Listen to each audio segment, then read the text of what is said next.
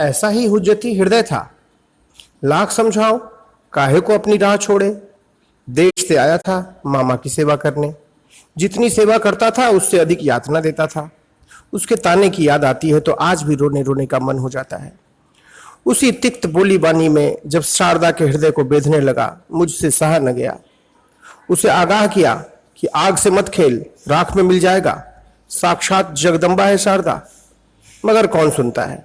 अपनी सनक में मां के मंदिर में कुमारी पूजा करा दी। मथुर के बेटे ने बगीचे से निकाल बाहर किया। कुछ दिनों बाद आकर मेरे पैरों पर माथा पटक कर गिड़गिड़ाने लगा कि मामा मुझे अपनी सेवा में रख लो, जैसे मामा की जमींदारी हो। रासमणी के नाती ने तुझे बगीचे से निकाला है, मामा की क्या बिसात है जो रख ले। कर्म का भोग भोगते भोगते मारा मारा फिर रहा है। क्या करे मामा। मामा जादू मंत्र तो जानता नहीं, हाजरा की तरह उसमें भी पटवारी बुद्धि है। लक्ष्मी नारायण मारवाड़ी के रुपए को मामा के नाम पर हड़प लेना चाहता था। पाखंड की चार दीवारी के भीतर बैठे लोग समझ नहीं पाते कि माया चोर दरवाजे से घुसकर छल करती है। इसीलिए पवित्र बालकों को मैं भक्तिन रूपा देवियों से दूर रखता हूं। एक नाग आया था, गृही संत दुर्गाचरण नाग।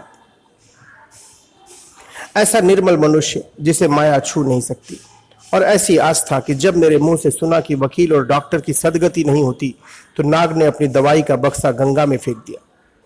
दुकान बढ़ाकर पूरी तरह छूछ बन गया। वह धर्म का मर्म समझता है। मथुर तो समझता था कि ठाकुर से थोड़ा सत्संग कर लिया, तीर्थ कराए, सारा पाप धुल गया। एक बार मुझे भी तीर्थ कराने ले गया। वैद्यनाथ धाम, काशी, प्रयाग, वृंदावन। वैद्यनाथ धाम में उसके अहंकार को जोर से थप्पड़ मारा, तब आंख खुली। उसे भ्रम था कि शिवलिंग को जल चढ़ाकर उसने सुरक्षा कवच उपलब्ध कर लिया है। मैंने उसे समझाया कि ऐसे नहीं होगा। जीवित शिव पार्वती, कार्तिकेय, गणेश निरन्न निर्वस्त्र यहाँ कलप रहे हैं। इन्हें पूजो तब तीर्थ का फल मिलेगा। धर्म वह नहीं है जिसे तू समझ रहा है। रानी का दामाद अहंकार से चेहरा तमतमा गया। कहने लगा, मैं सदा व्रत करने नहीं निकला हूं। मैंने कहा कि मैं तो तीर्थ करने निकला हूं, मगर इसलिए देवता को बिना नैवेद्य निवेदित किए अन्न का एक कण मुंह में नहीं डालूंगा। सत्याग्रह का जोर देखा तो कांपने लगा, अहंकार और क्रोध से। मगर मेरा हठ नाटक थोड़े था। अन्नपूर्णा के इशारे पर बैठ गया अनशन करके। गरीब बाभन और राजा की लड़ाई थी। सीख गए बच्चू। पसीना छूट गया सत्याग्रह के ताप से। उसके अहंकार के ढूंढ को ढहते देखकर जब मैं ताली बजा बजा कर हंसने गाने लगा तो लजाते हुए मथुर भी हंसने लगा। बोला, खूब आपने धर्म का अर्थ समझाया बाबा। और संथाल देवता को तुष्ट कर हम तीर्थ की राह पर आगे बढ़े। मगर इस अभागे हाजरा को देखता हूं तो हृदय जलने लगता है। इसका ज्ञान गुमान इतना जटिल है कि मां की संवेदना वेदना से भी नहीं पसीजता। आदमी है कि पत्थर। मां मरती है तो मरे, वह वेदांत की दुकान सजाने में लीन है। नारायण ही जाने पानी पीट कर वह क्या कमाएगा। कमाई है विद्यासागर की। करुणा में पगा है उसका ज्ञान। जीवित देवता की पूजा करता है, सगुण उपासना। दुर्भाग्यग्रस्त लोगों की पूजा ही सच्ची भक्ति है। भक्त है विद्यासागर। न धूप, न दीप, न अक्षत, न रोली, न घंटी, न माला, न ज्ञान का दंभ, न वेदांत का ढोंग। धोती, फतुआ, जनेऊ और मोटी टिकिया वाले तो और भी हैं, पर विद्यासागर असली ब्राह्मण है। अपनी विद्या और करुणा के बल पर। करुणा को ही मेरी मां सच्ची विद्या कहती है। उसी का मालिक है विद्यासागर। तभी उसके घर मां ने मुझे भेजा था, और क्या आनंद कमा के लौटा था, जैसे तीर्थ कर लौटा हूं।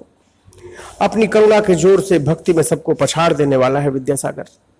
मगर हाजरा से जब कोई भक्त की बात या मेरी मां के बारे में पूछता है तो विद्रूप करते मेरी कोठरी की ओर इशारा करता है। ज्ञानी मानुष है, मूर्ख बाभन को घास भूसा भी नहीं समझता। मूर्ख को मान देना विद्यासागर जानता है। मुझे विनय के साथ संदेश खिलाया, विदा करने दरवाजे तक आया। इतना बड़ा पंडित और कितनी गहरी रसिकता। अगराकर मैंने सहज भाव से कहा कि ताल, पोखर, नदी, नाले ही अब तक देखे था, आज सागर के किनारे मां ने पहुंचा दिया। कहने लगा, सागर से थोड़ा नमक लेते जाइए। कैसी ललित दिल लगी है। मैंने कहा कि मिश्री के पहाड़ पर नमक कहाँ मिलेगा। ठठाकर हंसा। अभागा हाजरा तो कभी हंसता ही नहीं, वेदांत बकता रहता है। जो पराई पीठ से संवेदित नहीं होता वह कैसा वेदांती रे। विद्यासागर दूसरों के दुर्भाग्य मोचन के लिए दहकता रहता है। कितना बड़ा मातृभक्त। मां के लिए कितनी बड़ी नौकरी छोड़ दी थी, और मां के आदेश से माताओं के उजड़े सौभाग्य को फिर से जगाने का व्रत ले लिया है। इनसे बड़ी और कौन सी पूजा होती है। हाजरा जैसे काठ को कौन समझाए कि वेदांत का मर्म विद्यासागर समझता है। मेरी माँ को भी जानता है, उसे पूजने में अपनी सारी कमाई खर्चता रहता है। बगीचे में कभी आता नहीं, पर माँ की नज़र अपने बच्चों पर गड़ी रहती है। मास्टर के साथ माँ ने मुझे विद्यासागर के घर भेजा था। एक साध थी मन में कि करुणा सागर का विद्या घाट एक बार देखूं। माँ को बताया था, सो माँ ने विद्यासागर के घर भेजा और उसकी करुणा देखकर निहाल हो गया। रस सागर में तैरता रहता है, रस राज करुणा को सिद्ध कर लिया है।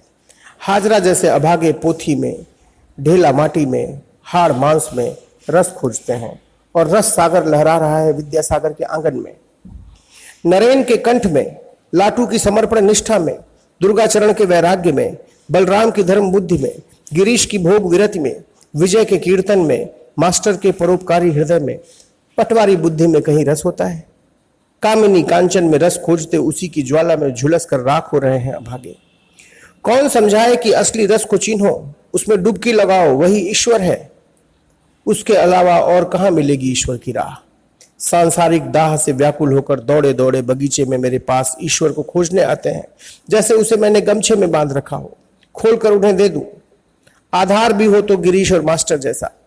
तब रस समझ में आता है, तब ईश्वर की प्रतीति होती है और तब ताप शमित होता है।